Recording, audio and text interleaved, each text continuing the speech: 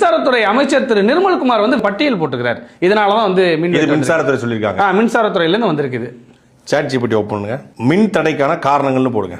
பராமரிப்பு வேலைகள், maintenance work, மின்கம்பி அல்லது டிரான்ஸ்பார்மர் பழுது, அதிக மின்சார பயன்பாட்டால் ஓவர்லோடு, மழை, காற்று, மரம் விழுதல் போன்ற வானிலை காரணங்கள், திடீர் கிரிட் ஃபால்ட் அல்லது சப்ஸ்டேஷன் பிரச்சனை இருக்கா, இருக்கு. பாதுகாப்பு காரணமாக EB சப்ளை நிறுத்தல் இருக்கா, அதுல இருந்தாலும் இதுலயும் இருக்கு.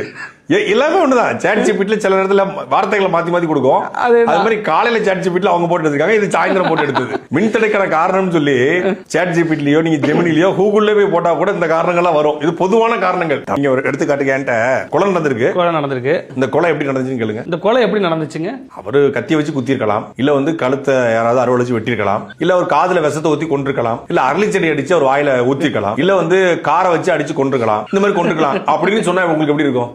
நீங்க கொலை காரணங்களும் போடுங்களேன். இதுதான் சொல்லுவோம். அது மாதிரி காரணங்களை சொல்லிதான் அரசு, அதை சொல்றதுக்கு அரசு தேவை கிடையாது. அதுக்கு ChatGPT போதுமானது. இப்ப அரசு தமிழ்நாடு அமைச்சருக்கு நிர்மல்குமார் நடத்துற மின்சாரத்துறைய ChatGPT நடத்தான்னு தெரியல. எல்லாத்தையுமே ChatGPT இருந்து எடுத்து போட்டு ஒரு பதில சொல்லியிருக்காங்க.